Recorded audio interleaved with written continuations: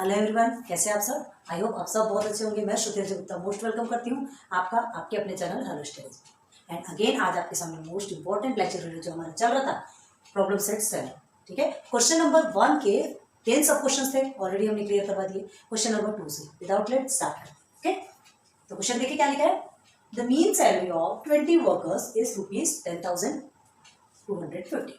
Mean दिया है, mean salary आपको ऑलरेडी गिवन है। ठीक है, 20 वर्कर्स की मीन सैलरी गिवन है। आपको क्या निकालना है? सम ऑफ द सैलरी, है ना। Sum of all observation in the sense sum of all 20 workers salary आपको निकालना है।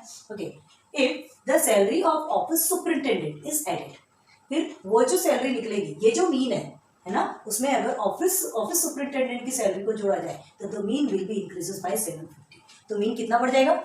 750 रुपीज से बढ़ जाएगा। मतलब इस मीन के साथ में इस मीन को क्या करेंगे? प्लस करेंगे।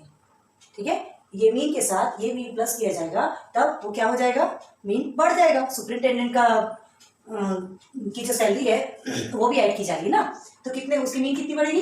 750 से बढ़ जाएगी। मतलब इसे और इसे ऐड करें। Okay, find the salary of the superintendent, office superintendent की सैलरी फाइंड करना है। Office superintendent in the sense उसकी सैलरी तो ज्यादा ही रहेगी, वर्कर से बड़ा होता है। ठीक है, तो ऑफिस सुपरिटेंडेंट की सैलरी ज्यादा होगी, हमको निकालना है। तो सबसे पहले हमें क्या निकालना है? 20 वर्कर्स का की जो सैलरी है, हमको मीन पता है, मीन पता है तो हम सैलरी निकाल सकते हैं। दो चीजें मालूम है। क्या मालूम है? टोटल नंबर ऑफ वर्कर्स मिला है, टोटल नंबर ऑफ ऑब्जर्वेशन आपको मिला है, एंड मीन पता है। तो दो चीजें मिली रहती है तो सम ऑफ ऑल ऑब्जर्वेशन निकल जाता है। पता है ना आपको? देखो ये जो फॉर्मूला है मीन का, यही फॉर्मूला यूज होगा और यही फॉर्मूले से ही यही बना है। ठीक है, हमें क्या नहीं पता? सम ऑफ ऑल ऑब्जर्वेशन नहीं पता। इस नंबर से ये मीन के साथ में मल्टीप्लाई करेंगे, तब हमें observations, all observations, sum of all observations मिलेंगे। क्लियर है? देखो डिटेल में हमने बताया, अब आगे चलेंगे सॉल्व करने। ठीक है, तो देखो सम ऑफ ऑल ऑब्जर्वेशन देयरफॉर क्या होता है? देयरफॉर सम ऑफ 20 वर्कर्स, है ना, salaries of 20 workers, salaries of 20 workers.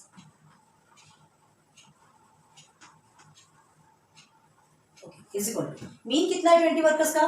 10,250। 10,250 total number of observation in the sense total number of workers. ठीक है, तो टोटल नंबर ऑफ वर्कर्स कितने हैं यहाँ पे? 20 है। 20 वर्कर्स का निकालना है। क्लियर है? चलो निकालिए। तो इसे आप सॉल्व करेंगे तो आपका कितना आएगा? देखो 0 0 2 5 0 then 2 4 and 5। Okay, then 2 and here is 2 1 2 2 0 0 होता है, 2 0 0 के। हाँ, 2,05,000 है ना। 2,05,000 रुपीज किसका निकला? 20 वर्कर्स की सैलरी। अलग अलग नहीं पता, लेकिन सबकी मिला के 20 वर्कर्स की सैलरी मिलाकर के कितनी हो गई? कितनी हो गई? 2,05,000 मिल गया हमको। अब हमें क्या करना है? देखो हमें 20 वर्कर्स की सैलरी मिल गई और ऑफिस सुपरिटेंडेंट की सैलरी ऐड करना है। तो पहले हमें जो ये मीन मिला है उसके बेस पे हमने 20 वर्कर्स की सैलरी निकाली। ठीक है, अब पहले सुपरिटेंडेंट की सैलरी निकालने के लिए सबसे पहले हम क्या निकालेंगे? न्यू मीन बनाएंगे। मतलब वर्कर्स की जो मीन है ना, उसमें इसकी सैलरी का जो मीन है, किसकी सैलरी का? सुपरिटेंडेंट की सैलरी का मीन अगर ऐड करेंगे तो 750 से बढ़ जाएगा। ठीक है, तो न्यू मीन बनेगा ना। ठीक है, तो देखते हैं हियर न्यू मीन। अब मीन का फॉर्मूला तो आपको पता है, बार बार नहीं बताएंगे, एक बार लिख दिया हमने। आप देखिए, अब चलो न्यू मीन क्या होगा? अब आपका वर्कर्स की जो मीन है ना, 10,250 में सुपरिटेंडेंट की जो सैलरी का मीन है उसको ऐड कर देंगे। ठीक, तो हमको न्यू मीन मिल जाएगा। कितना होगा ये? 0 0 इसके बाद 11,000। ठीक है, न्यू मीन आपको मिल गई 11,000। अब ये देखो न्यू मीन किसका किसका है, ये भी आप ब्रैकेट में लिख लो। 20 वर्कर्स प्लस 1 सुपरिटेंडेंट, मतलब टोटल कितने की मीन मिली? 21 लोगों की। ठीक है, 20 वर्कर्स प्लस 1 सुपरिटेंडेंट, मतलब टोटल 21 हुए, तो ये 21 की मीन हो गई। ये 20 की मीन है और ये 21 की मीन हो गई। क्लियर हो गया है ना। तो आपसे क्या पूछा है? अब आगे देखो, find the salary of the office superintendent. अब हमको क्या निकालना है? ऑफिस सुपरिटेंडेंट की सैलरी निकालना है। तो ऑफिस सुपरिटेंडेंट की सैलरी निकालने के लिए आपको क्या करना पड़ेगा? सबसे पहले अब ये सबकी सैलरी, अभी क्या है, ये सिर्फ आपको 20 वर्कर्स की सैलरी मिली है, ठीक है। अभी ये वर्कर्स प्लस सुपरिटेंडेंट की भी सैलरी निकालना पड़ेगा, दोनों को मिला के, मतलब दोनों को मिला करके उनकी सैलरी, ये तो मीन मिला है ना, ये मीन मिला है, 21 की मीन मिली, तो 21 का मीन भी हमको मिल गया, और टोटल नंबर ऑफ ऑब्जर्वेशन 21 हो गया। तो पहले सम ऑफ 21 ऑब्जर्वेशन, ठीक है। अभी हमने क्या निकाला था, सम ऑफ 20 ऑब्जर्वेशन निकाला था, है ना, 20 वर्कर्स का निकाला। अब टोटल 21 लोगों का सम ऑफ ऑब्जर्वेशन निकालते हैं। ओके, चलो तो लिखेंगे इधर, therefore sum of 20 workers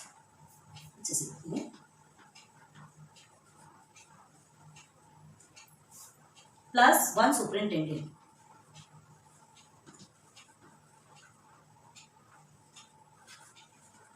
okay, is equal, चलिए देखते हैं क्या है। अब मीन कितना है, ये 20 और 1 मिला के 21, तो 21 की मीन क्या निकली आपकी, 11,000 निकली है, ठीक है।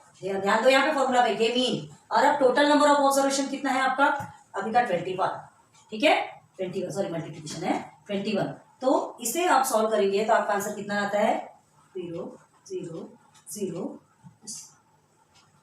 23, मतलब आ गया 2,31,000, ठीक है, 2,31,000। कितने लोगों का, टोटल 21 लोगों का, टोटल 21 लोगों की सैलरी कितनी हो गई, 2,31,000। टोटल 20 लोगों की सैलरी कितनी हो गई, 2,05,000, मिल गया, दोनों की सैलरी मिल गई। अब हमें क्या फाइंड करना है, अब आगे बढ़ते हैं, ठीक है। क्या फाइंड करना है हमें, find the salary of the office superintendent, है ना, मतलब अब सुपरिटेंडेंट की, सिर्फ सुपरिटेंडेंट की सैलरी चाहिए। अभी तक हमने किसकी किसकी, वर्कर्स की सैलरी निकाल ली, ठीक है, एंड वर्कर प्लस सुपरिटेंडेंट की पूरी मिला के निकाल ली। अब हमको क्या करना है, वर्कर की सैलरी में से जितने भी सम है, वर्कर की जितनी भी सैलरी है उसमें से ये जो पूरे मिला के जो सैलरी है उसको माइनस कर देंगे, सब्ट्रैक्ट कर देंगे, तो सुपरिटेंडेंट की अलग निकल के आ जाएगी, ठीक है। चलो आगे देखते हैं, ध्यान देना, पहले 20 की है और फिर 21 की टोटल है ना, तो पहले फिर लिखेंगे therefore salary of superintendent, salary of superintendent,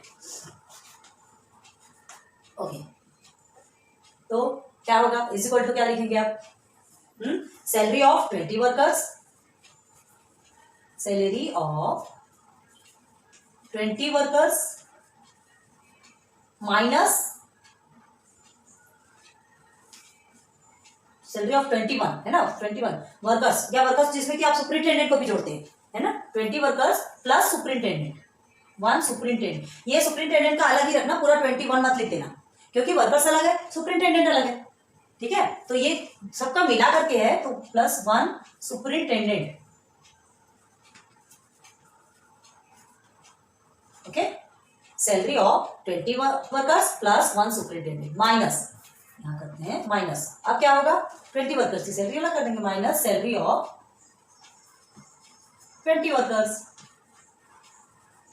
देखो कैसे अलग होता है, कितने इजीली अलग हो रहा है। Therefore salary of 20 workers plus 1 superintendent कितना है, 2,31,000 है, लिख देंगे 2,31,000 माइनस 20 वर्कर्स की सैलरी कितनी है यहाँ पे, 2,05,000, 2,05,000, बस।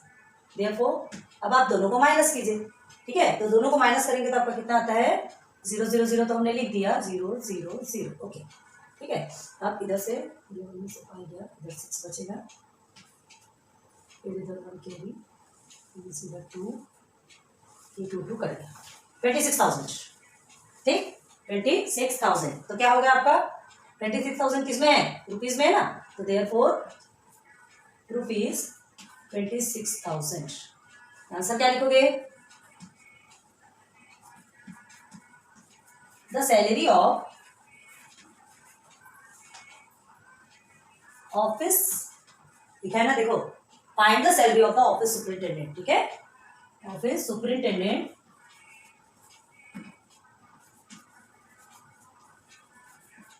is rupees 26,000 in box, हो गया क्लियर, हाँ, बस फंडा मेन कहाँ समझना है, यहाँ आपको क्वेश्चन समझना है। देखो हमने इसीलिए, हमारी आदत है, इसलिए हमने क्या किया, एक एक लाइन इस तरह से लिखा कि आपको 1 पॉइंट समझ में आए। सबसे पहले हमें क्या करना है, mean of salary of 20 workers is rate या रुपीज 10,250, ठीक है, ये आपको मिला, ये मिला तो हमको मीन पता है, नंबर और टोटल नंबर भी पता है, तो हम क्या निकालेंगे, सम ऑफ निकाल सकते हैं 20 वर्कर्स। ठीक है, सम ऑफ सैलरी पूरी निकल गई 20 वर्कर्स की। अब हमें क्या निकला, ऑफिस सुपरिटेंडेंट की अगर सैलरी अगर जोड़ी जाए तो उसका जो मीन है वो इंक्रीज होकर 750 होगा, तो मीन से मीन को जोड़ेंगे ना, मीन से मीन को प्लस करेंगे तभी तो आपका न्यू मीन निकल के आएगा। तो 750 से 10,250 को क्या कर दिया हमने, जोड़ दिया। ओके, अब देखो न्यू मीन मिल गया तो हमें न्यू मीन भी मिल गया और टोटल नंबर ऑफ ऑब्जर्वेशन भी मिल गया। टोटल नंबर ऑफ ऑब्जर्वेशन क्या हुआ, ये 20 और ये 1 मतलब 21। ठीक है, तो हमें टोटल नंबर ऑफ ऑब्जर्वेशन मिल गया, मीन मिल गया, तो सम ऑफ 21 नहीं लिखेंगे, 20 वर्कर्स प्लस 1 सुपरिटेंडेंट, इसको ना डिफरेंट डिफरेंट ही रखना। पता तो है कि 21 है, ठीक है, पता है 21 है, लेकिन इसको टोटल अलग अलग रखोगे तो समझ में आएगा ना कि किसका 21 हुआ किसका, ये ठीक है। तो ये 21 हुआ, लेकिन हमने दोनों को अलग रखा। 20 + 1 समझ तो आ रहा है आपको कि 21 है, ये निकल गया आपका टोटल। अब देखिए वर्कर की सैलरी में ये टोटल 21 की सैलरी, मतलब जिसमें कि सुपरिटेंडेंट की भी सैलरी ऐड है ना, तो उस सैलरी के साथ में वर्कर की सैलरी को माइनस कर दिया, सुपरिटेंडेंट का अलग निकल के आ गया। आई बात क्लियर समझ में, बस यही आपका आंसर है, नोट डाउन कर लीजिए।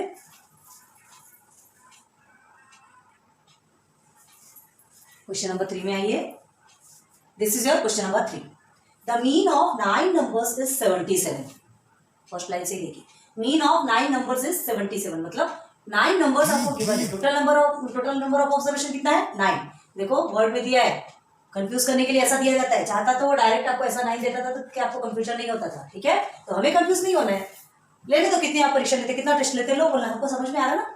9 नंबर्स इज 77, ठीक है, 9 नंबर्स जो है उनका mean, total number of observation जो है वो 9 है, उसका मीन कितना है, 77। ओके, आगे देखो, if one more number is added to it, अगर इसमें एक और नंबर जोड़ दिया जाएगा, मतलब टोटल नंबर ऑफ ऑब्जर्वेशन पहले कितना था, 9, अगर उसमें एक और जोड़ दिया गया मतलब फिर टोटल नंबर ऑफ ऑब्जर्वेशन कितना हो जाएगा, 10। Okay, then the mean increases by 5, तो मीन कितना बढ़ जाएगा, 5 से बढ़ जाएगा, मतलब ये मीन 77 + 5 करेंगे।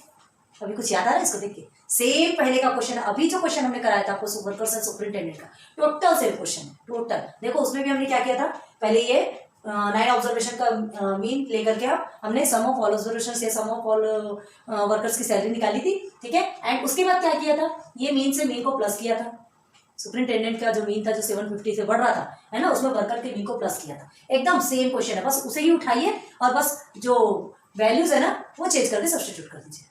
ओके, सॉल्व हो जाएगा। अब देखो, find the number added in the data, तो वो जो नंबर एडेड किया गया, 10th नंबर जो है, जो एक और एक्स्ट्रा नंबर है वो जो एडिट किया गया, हमको फाइंड करना है। उसमें क्या फाइंड करना था, सुपरिटेंडेंट की सैलरी फाइंड करना था। बस सेम क्वेश्चन है, कितना घुमाता है।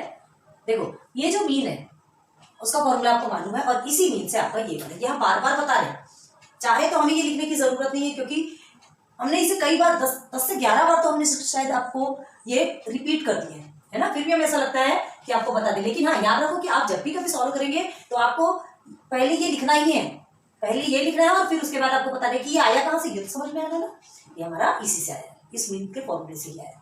आई बात समझ में, तो चलो अब हम देखना है बस, therefore sum of all observation, मतलब सम ऑफ कौन सा ऑब्जर्वेशन, सम ऑफ 9 ऑब्जर्वेशन। ठीक है, चलिए सम ऑफ 9 ऑब्जर्वेशन, स्कोर्स भी लिख सकते हो, कोई टेंशन वाली बात नहीं है, लेकिन हाँ ये आपके स्कूल में क्या कहा जाता है, ऑब्जर्वेशन लिखना है कि स्कोर लिखना है, कई मार्क्स काटते हैं, हालांकि मार्क्स नहीं काट सकते, है ना, ऑब्जर्वेशन बहुत लंबा हो जाता है, स्कोर छोटा हो जाता है। 77 मीन हो गया 9 ऑब्जर्वेशन का, and total number of observation 9। ठीक है, टोटल नंबर ऑफ ऑब्जर्वेशन 9। तो चलो 77 को 9 से आप मल्टीप्लाई करते हैं तो आपका आता है 690। ठीक है, तो हमको सम ऑफ 9 ऑब्जर्वेशन मिल गया। ठीक, अब हमें देखना है मीन, जो 77 के साथ में जब एक नंबर को एक्स्ट्रा को ऐड किया गया इस 9 नंबर के साथ में, तो उसका मीन आपको 5 से बढ़ता हुआ दिखा, है ना, 5 बढ़ता हुआ दिखा, तो हमको न्यू मीन निकालेंगे। Here new mean is equal to 77 + 5। ठीक है, 5 से इंक्रीज हो रहा था, 5 प्लस करेंगे ना, तो 77 में 5 को प्लस करेंगे तो 12 हो गया, ये 82। न्यू मीन क्या निकल गया आपका, 82। यहाँ पे लिख लो न्यू मीन में 9। ठीक है, द मीन ऑफ 9 नंबर्स। ठीक है, तो 9 नंबर्स लिख लो, 9 number plus 1 number, 1 number add किए, इसको अलग अलग ही रखना है, समझ में आना चाहिए कि ये कैसा है। क्लियर है, क्योंकि दोनों की भी मीन मिली है, दोनों की मीन को हमने ऐड कर दिया। अब चलो ये 9 और 1 कितना हो गया टोटल 10, तो ये 10 की मीन हमको कितनी मिली, 82। तो हम ये 10 का सम निकाल सकते हैं। ठीक है, चलो अब आगे इनका भी सम निकालेंगे। पहले 9 का सम हमने निकाल लिया, अब 10 का सम निकालेंगे। देयरफॉर सम ऑफ 10, ऑब्जर्वेशन लिखो, नंबर्स लिखो। चलो यहाँ पे हम नंबर्स लिख देते हैं, जो भी लिखना है। यहाँ 1 लिख दिया, यहाँ 1 लिख दिया। ठीक है, दोनों भी आप जो भी लिखना हो वो आप लिख सकते हो। चलो फिर मीन कितना है 82 और multiply by total number of observation 10। Okay, कितना हो गया ये आपका 820 मिल गया। दोनों का टोटल मिल गया, 9 का भी टोटल मिल गया और 10 का भी टोटल मिल गया। अब हमें क्या निकालना है, find the number added in the data. उस नंबर को फाइंड करना है जो डेटा में हमने ऐड किया है ना, या क्वेश्चन टू के हिसाब से देखा जाए तो उस वो फाइंड करना है कि जो कि सुपरिंटेंडेंट का की सैलरी है। क्वेश्चन 2 में दिया है ना, सेम क्वेश्चन है, इतना डिस्टर्ब कर देता है ना कभी कभी। चलो देयरफॉर एक्स्ट्रा नंबर, ठीक है, extra number which added in data, which added in data, यहां लिख देते हैं। इज इक्वल टू में क्या आएगा, सम ऑफ 9 ऑब्जर्वेशंस। ठीक है, सम ऑफ 9 नंबर लिखते क्या, थोड़ा छोटा है, 9 नंबर्स माइनस, नहीं 9 नंबर्स एंड लिखेंगे कि प्लस लिखेंगे, 9 नंबर्स। ठीक है, प्लस यहां करते हैं, देखो प्लस 1 नंबर। ओके, ये पूरे का माइनस होगा। याद रखो किसके साथ में माइनस हो रहा है, जो टोटल जो 10 लोगों का है उसको उसके साथ किसका माइनस करेंगे, ये 9 ऑब्जर्वेशन का माइनस करेंगे। ठीक है, तो जो एक्स्ट्रा है वो निकल जाएगा। तो सम ऑफ 9 नंबर प्लस 1 नंबर। ठीक है, सम ऑफ 9 नंबर प्लस 1 नंबर, जिसको कि हम ब्रैकेट में भी लिख सकते हैं, और 10 नंबर। ये लिखना हो तो ये भी लिखो, लेकिन कैसा है अलग अलग लिखेंगे तो चीजें समझ में आती कि है क्या। ठीक है, माइनस सम ऑफ 9 नंबर्स।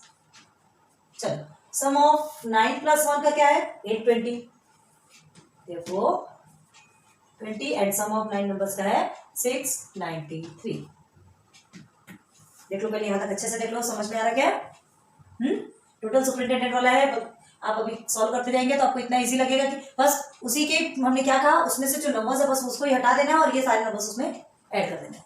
ठीक है, तो चलो 820 माइनस 693 कितना आएगा आपका आंसर,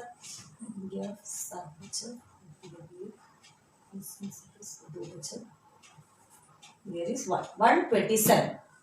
ठीक है, मतलब कौन सा नंबर ऐड किया गया था, 127 ऐड किया था, जिसके कारण उसकी मीन कितनी बढ़ गई, 77 में 5 इंक्रीज हो गई, मतलब 82 हो गई। मीन कितनी हो गई थी, 82 हो गई थी। ये 127 नंबर को ऐड किया था। ठीक है, तो क्या लिखेंगे आंसर, आंसर क्या लिखेंगे, 127 number is added in the data.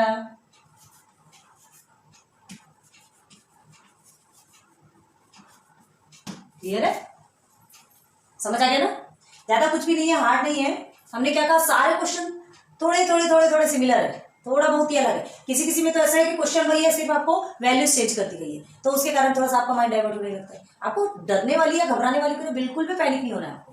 ठीक है, थोड़ा पढ़ो, उसको पढ़ेंगे ना तो आपको खुद को समझ में आ जाएगा कि अरे ये तो अभी हमने सॉल्व किया है।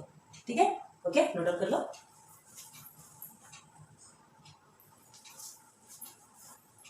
अब आ जाइए क्वेश्चन नंबर 4। ठीक है, क्वेश्चन नंबर 3 तक ऑलरेडी क्लियर करवा दिया, क्वेश्चन नंबर 2 और 3 सेम था। देखिए क्वेश्चन नंबर 4। क्वेश्चन नंबर 4 में ना आपको हम ये जो मेन आपका जो क्वेश्चन लिखे हैं, हम उसे नहीं लिखे, ब्लैक बोर्ड में प्रॉब्लम्स आती है, जो मेन चीजें चाहिए थी, है ना, prepare group frequency distribution table, ये आपको बनाना है। ये हमने लिख दिया, और जो मेन डेटा था वो लिख दिया, जो चीजें हमारे काम की है वो हमने लिख दिया। ठीक है, एक बार आपको रीड करके बताते हैं क्वेश्चन क्या है, ध्यान दीजिए। Question number 4, okay, the monthly maximum temperature of a city, monthly maximum temperature, ठीक है, of a city is given in degree Celsius. ये जितने भी है ये पूरे डेटा दिए हैं, ये पूरे डेटा आपको गिवन है। Monthly maximum temperature in a city, कोई सी भी सिटी होगी, is given in degree Celsius in the following data by taking suitable classes. आपको खुद से बनाना है क्लासेस। ठीक है, आप फ्री हैं क्लासेस बनाने के लिए, मतलब कोई आपको कोई जोर नहीं लगाएगा कि ऐसी ही क्लासेस बनाना है।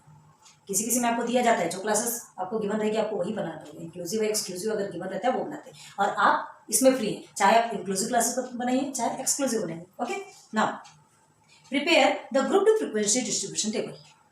Group two frequency distribution table आपको बनाना है, ठीक है। और जो टेम्परेचर है वो आपको किसमें गिवन है, मैक्सिमम जो टेम्परेचर है ना, आपको इतने डिग्री, जितनी भी डिग्री है वो टोटल आपको गिवन है। क्लियर है, टोटल आपको गिवन है, बस आपको क्या करना है, सॉल्यूशन निकालना है। तो सबसे पहले आप देख लीजिए, इससे पहले आप काउंट कर लीजिए, है ना। काउंट कर लेंगे तो आपके इजी रहेगा कि आप इजीली कर सकते हैं कि नहीं। देखो चलो कोई बात नहीं, पहले क्लासेस देखते हैं। तो क्लासेस देखने के लिए आपको सबसे पहले क्वेश्चंस पे चलिए। क्वेश्चन हमने साइड में लिखा है, ठीक है, स्पेस की प्रॉब्लम है। तो for how many days the maximum temperature was less than 34 degree Celsius. क्या पूछा आपसे, कितने दिन, how many days maximum temperature was less than, maximum temperature less than 34 degree Celsius था, कितने दिन, हाउ मेनी डेज, ठीक है। तो यहाँ लेस देन पूछा है, मतलब 34, उसकी क्लास आनी ही चाहिए आपकी, है ना। एनी हाउ आपको वो 34 वाली क्लासेस लेना ही पड़ेगा। Number 2, for how many days the maximum temperature was 34 degree Celsius और मोर देन 34 डिग्री सेल्सियस। या तो 34 डिग्री सेल्सियस होना या तो मोर देन 34 डिग्री सेल्सियस, कितने दिन था, मतलब 34 डिग्री सेल्सियस वाली क्लास आपकी होनी ही चाहिए। तो अब लेस देन भी बोला है और मोर देन भी बोला है, आपने अच्छे से पढ़ा है, बहुत अच्छे से रिवाइज कराइए। रिवाइज का ये तो 2-3 टाइम्स नहीं, मैनी टाइम्स रिविजन हो गया आपका। क्लियर है, तो देखिए less than 34 degree Celsius and here is more equal और मोर देन 34। तो less than 34 in the sense एक ऊपर की क्लास रहेगी, इक्वल और मोर देन नीचे की क्लास में आ जाएंगे। तो 34 आपका दो भी क्लास में आना चाहिए। अब आपको टेबल कैसा बनाना है वो आप पे डिपेंड है, कैसे बना सकते हैं आप टेबल, आप ऐसा बना सकते हैं। देखो इधर 28 to 29, 29 to 30, 30 to 31, 31 to 32, 32 to 33, 33 to 34, 34, 35, इस तरह से बना सकते हैं, ठीक है, इस तरह से बना सकते हैं। बहुत ज़्यादा लंबा हो जाएगा। और कोई तरीका, ऐसा भी बनाएंगे तो भी कोई राउंड नहीं है, ये टेबल भी आप बना सकते हैं, ठीक है। अब और एक तरीका देखिए, आप यहाँ पर सिंगल सिंगल नंबर को लेके बनाएंगे, 28 से 29 के बीच, 29 से 30 के बीच। हमको क्या करने से 34 से मतलब है ना, हमको सिर्फ 34 की क्लास का मतलब है। तो ऐसा टेबल बनाओ ना जिसमें हमको कम में 34 अच्छे से मिल जाए, ठीक है। तो और कैसे बना सकते हैं, अभी ये सिंगल सिंगल नंबर को लेके बनाएंगे, ऐसा बना सकते हैं। 28 लिया, 28 के बाद आपने 30 कर दिया, 28 to 30, अगेन 30 रिपीट हो रहा है, 30 के बाद 32 हो गया, 32 रिपीट होगा, फिर 34, अगेन 34 रिपीट होगा, 36 रिपीट होगा, 38। इस तरह की क्लासेस बन सकती है। आगे बढ़ा लो, आपको बड़ा करना है तो। लेकिन आपको जरूरत किसकी है, हमें जरूरत है 34, समझ आ रहा है, इक्वल टू और मोर देन 34। तो इक्वल टू और मोर देन 34 के लिए ये पकड़ेंगे और लेस देन 34 के लिए अपर क्लास लिमिट। याद रखो, लेस देन आपको बताना है तो upper class limit, and equal और मोर देन बताना है तो लोअर क्लास लिमिट को पकड़ना है। 34 इसके अंदर नहीं आएगा, लेस देन 34 मतलब 33 तक आएगा, इसके अंदर 34 नहीं आएगा। 34 कहाँ आएगा आपका, नीचे की क्लास में चले जाएगा, बताया है हमने आपको, ठीक है। तो बनाएंगे ऐसी क्लासेस, चलो बनाते हैं। तो 28 to 30 ले लिया हमने, ठीक है, 30 to 32, 32 to 34, 34 to 36 और 36 to 38, ठीक है। अभी इसके आगे और कोई नंबर है क्या, ये देखते हैं। 38 तक का कोई नंबर है क्या, सबसे ग्रेटर नंबर तो हमने अभी देखा ना, ये 36.8 है ना, 36.8 मतलब वो 36 के में ना आकर के नीचे आएगा, ठीक है। चलो और आगे बढ़ाएंगे, नहीं, ठीक। चलो अब एक की टाइम मार्क्स बताते हैं, बाकी आपको करना है। 28 से 30 के बीच कितने हैं, 1 2 3 4, अभी 4 से पहले को कर लीजिए, 1 2 3 4, ओके 4 हो गए। चलिए अब आगे देखते हैं, 5 6 7 8, और ये और है ना, 1 2 3 4, ये 5, ठीक है। ये 5 6 7 8 है, ओके। ये आपका कितना हो गया, ये आपका हो गया 5 6 7 8, ये ऐसा बन गया। चलो बाकी आपको अभी फ्रीक्वेंसी आप नहीं लिखेंगे, फ्रीक्वेंसी साथ साथ में लिखेंगे तो कई बार बहुत ज्यादा डिस्टर्ब हो जाता है, याद रखो, ठीक है। और ये इसके टोटल भी आपको इक्वल आने चाहिए। चलो करके देखिए, इसको आप करिए क्योंकि आपको आता है। आगे ऐसा अगर आपने कुछ भी रॉन्ग किया हो तो प्लीज अभी से करेक्शन कर लीजिए, ध्यान दीजिए इसमें, है ना। ये वाला टेबल बनना चाहिए, ये आपका group two frequency distribution table. पूरे भी टैली आप एक बार चेक कर लो आपने बराबर लिखा है कि नहीं, ठीक है। आपको 28 से 30 के बीच में 8, हमको जो चाहिए पहले उससे देखो, ये जो बना है अगर ये सही होगा तब आप इसे सही कर सकते हैं, ठीक है। और टोटल नंबर आपका कितना है 30, यहाँ आपने काउंट किया, टोटल डेटा आपकी 30 होनी चाहिए, नहीं तो आपका ये रॉन्ग हो जाएगा, क्लियर है। अच्छे से चेक कर लीजिए। चलो आप देखिए ये क्वेश्चन, ठीक है।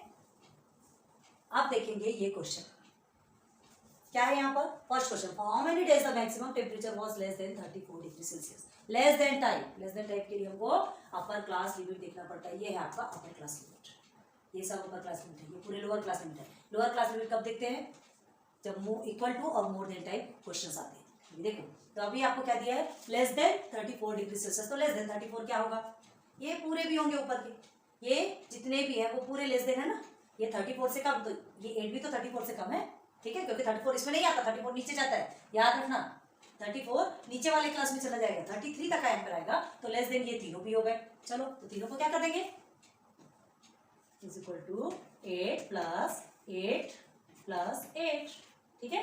तीनों भी 8 को क्या कर देंगे, प्लस कर देंगे।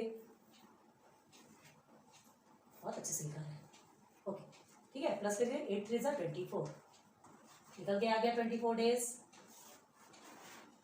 The maximum temperature was less than 34 degree Celsius. How many days? 24 days. Okay. अब second question पे आ जाइए. For how many days the maximum temperature was 34 degree Celsius or more than 34 degree Celsius? या तो equal to या more than, है ना, 34 या 34 से ज्यादा, तो 34 से ज्यादा या 34 के लिए हमें नीचे की क्लास में, इस क्लास में नहीं जाना है, इस क्लास को पकड़ना है 1 2 3 4 फोर्थ नंबर की क्लास में, तो 34 से ज्यादा तो ये पूरे भी है, ये पूरे भी है ना, ये 36 38 है तो 34 से ज्यादा ही तो है, मतलब 34 से ज्यादा टेम्परेचर ये है, मतलब आपके टोटल कितना है यहाँ पे डिग्री फ्रीक्वेंसी 5 and 1, तो पूरा प्लस कर देंगे। 34 to more than 34, 5 + 1 is equal to, bracket में लिख दो 6 days। पूरा आंसर लिखना है तो पूरा आंसर भी लिख सकते हैं, क्लियर है। 6 days the maximum temperature was 34 degree Celsius और more than 34 degree Celsius, clear है। ये एक टेबल हमको मिला ना तो कुछ भी हम निकाल सकते हैं, इसके जरिए आप कितने भी सॉल्यूशंस, कितने भी क्वेश्चंस, आपको हार्ड से हार्ड क्वेश्चन भी दिया जाएगा तो भी आप पैनिक नहीं होंगे, हमें मालूम है, क्योंकि ये टेबल ऐसा है कि एक बार बनाने में मेहनत लगती है, एक बार सर्च करने में, फाइंड करके टेबल बनाने में मेहनत लगती है, उसके बाद कोई टेंशन नहीं आती, ठीक है। नोट डाउन करो, देखिए question number 5, if the mean of the following data is 20.2, ध्यान रखो क्वेश्चन 4 तक कंप्लीट करवाने के लिए ना, ये 5th का है, मीन दिया हुआ है 20.2, एक जो डेटा दिया गया आपको उसका मीन आपको ऑलरेडी गिवन है 20.2, then find the value of P, आपको पी की वैल्यू फाइंड करना है। कहाँ है पी, ये देखो ये है, ठीक है, ये पी है, इसकी वैल्यू फाइंड करना है। आपको एक्स आई मिला हुआ है, एफ आई मिला हुआ है, ठीक है, फ्रीक्वेंसी मिली है और आपको टोटल निकालना है। तो देखो ये इस तरह से टेबल बनता है, ऑलरेडी आपको बता चुके हैं, है ना, हमने आपको बता दिया ये x1 x2 x3 x4 x5 ऐसा थोड़ी लिखेंगे, इस टेबल को हमने इस तरह से बनाया। अब हमको टोटल n निकालना है और इसका आंसर निकालना है, इन द सेंस मल्टीपल निकालना है। तो सबसे पहले मल्टीपल निकालेंगे, इसका टोटल करके देख लीजिए पहले, हाँ, इसका टोटल करने के बाद आपका जो आंसर आएगा, है ना, बहुत ध्यान देके आपको आंसर निकालना है कि कहीं तो भी रॉन्ग नहीं होना चाहिए, रिपीटेड छूटना नहीं चाहिए। Okay, 10 6 60, okay, and 15 8 20। अब ये 20 और p है, आप क्या बोलेंगे इसे, 20p ही लिखेंगे इसे, ओके। देन 25 एंड 10 आपका 250 होता है, एंड हियर इज 30 एंड 6 आपका 3 6 18 होता है ना, हो गया 0 बस। अब ये टोटल n देखिए, टोटल n आप कितना निकालेंगे, ये p इसे छोड़ दीजिएगा, ठीक है, ये 10 ठीक है, 10 और इसमें से 20 और ये 30, टोटल n आपका निकलता है 30 प्लस p, याद रखना p को हमको छोड़ना नहीं है। अब इधर आ जाइए, इधर आपका टोटल कितना होगा, इधर पूरा टोटल, ये 20p को आप छोड़ दीजिएगा, ठीक है, 20p आपका अलग से होगा, p की जब वैल्यू निकली थी, तो प्लस 20p ऐसा लिखेंगे आप, ध्यान रखो, ठीक है। ये लिख लिया आपने, आपको क्या मिल गया, सिग्मा एफ आई एक्स आई मिल गया एंड टोटल नंबर मिल गया, total number in the sense sigma F I भी मिल गया आपको। सिग्मा का मतलब क्या था, प्लस, इसका प्लस और इसका प्लस, सब कुछ मिल गया, बस सीधे सीधे मीन पे चलिए, ये देखिए हमने फॉर्मूला ऑलरेडी लिखा है, ठीक है, इसी फॉर्मूले पे, तो हमको ये भी मिला है, ये भी मिला है, निकाल सकते हैं। तो इज इक्वल टू क्या निकालेंगे, सिग्मा एफ आई एक्स आई आपका कितना है 610, ठीक है, तो 610 प्लस 20p, ओके, अपॉन में क्या रहेगा आपका 30 प्लस p, क्यों रहेगा 30 + 1 सिग्मा एफ आई, जिसको कि हम एन भी बोलते हैं। देखो हमने ब्रैकेट में लिखा है, चाहे ये लिखो चाहे ये लिखो, मतलब एक ही है। क्लियर है? चलिए, टोटल फ्रीक्वेंसी को हम एन बोलते हैं, याद रखना, फ्रीक्वेंसी को एन नहीं बोलते, फ्रीक्वेंसी को हम सिर्फ एफ डिनोट करते हैं। तो चलिए, ये मिल गए आपको। अब इसको हमको सॉल्व कर रहे हैं। तो सॉल्व करने के लिए अब ये मीन आपको कितना गिवन है, देखो यहाँ 20.2 आपका मीन भी गिवन है, 20.2 मीन गिवन है। अब हम क्या करेंगे, इधर मल्टीप्लिकेशन पे चला जाएगा, डिवाइडेशन पे, है ना। चलिए लेके चलते हैं। देखो 20.2 multiply by 30 plus p is equal to 610 plus 20p। Okay, then पहले इसे सॉल्व करते हैं। ठीक है, तो 20.2 का आप 30 के साथ में मल्टीप्लाई करेंगे तो आपका आता है 606।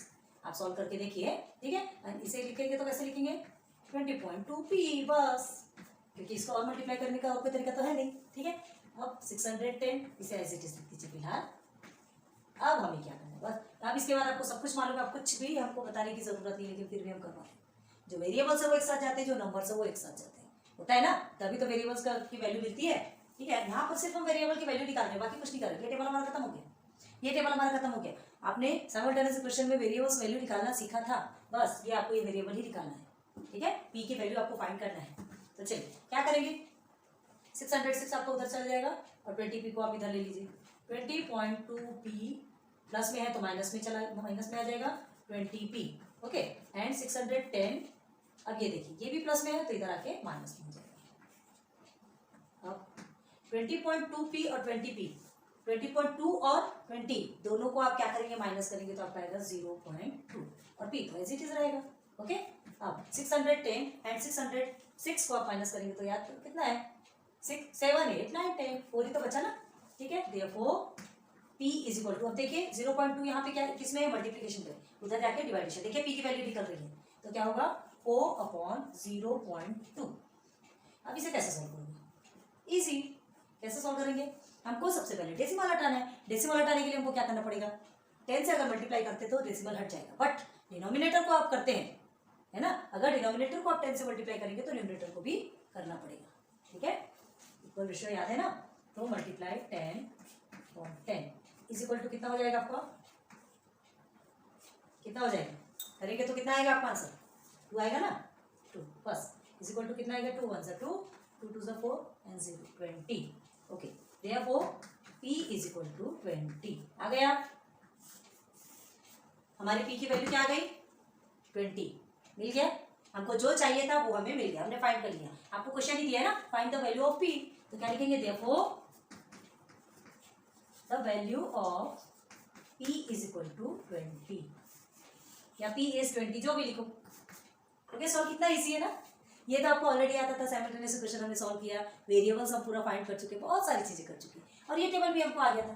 ठीक है, मल्टीप्लिकेशन तो वैसे ही आता है, बच्चों का खेल है, टेबल्स आना चाहिए, टेबल्स नहीं आता तो आप जो एक और तरीका सॉल्व करने का, डायरेक्ट ऐसे मल्टीप्लाई 10 × 30, ये बच्चों के जैसे ऐसा मल्टीप्लाई करके सॉल्व करो, है ना। बड़े बड़े जो टेबल्स रहते हैं उसे नहीं कर सकते तो उसको प्रोसीजर से करना पड़ता है, कोई टेंशन वाली बात नहीं है। बट अगर आपको टेबल आती हो, एटलीस्ट 30 तक तो टेबल आना चाहिए। क्लियर है, चलो, तो ये हो गया आज आपका फिर क्वेश्चन 5 कंप्लीट। ओके, जल्दी से नोट करो, ठीक हो गया, क्लियर। ओके, अब आपके 3 क्वेश्चंस बचे हैं ना, 6 7 8, फिर उसके बाद आपका 9th का पूरा कंप्लीट होगा। ये वीडियोस थोड़ी लंबी हो जाएगी, इसलिए हम यहाँ पे स्टॉप करते हैं। क्वेश्चन 5 तक बहुत अच्छे से प्रैक्टिस कीजिए, फिर 6 7 8 आपके लिए बड़े प्यार से लेके आएंगे, वो एक लेक्चर नंबर 3 में कंप्लीट हो जाएगा। क्लियर है, so thanks for watching my videos, and अगर आपने मेरे चैनल को सब्सक्राइब किया तो बहुत बहुत बहुत धन्यवाद, और नहीं किया तो कर दो, कोई टेंशन वाली बात नहीं, एक थंब ही तो प्रेस करना है, एक उंगली ही प्रेस करना है, कोई टेंशन नहीं। ठीक है, और करना हो नहीं करना हो वो भी आप पे डिपेंड है, कोई जोर जबरदस्ती नहीं है। बस हाँ, एक चीज़ ज़रूर आपसे रिक्वेस्ट करेंगे कि आप प्लीज़, हम आपके लिए लेके आए हैं, आप देखिए और फुल यूज़ कीजिए वीडियो का। Okay, so good luck, good bye.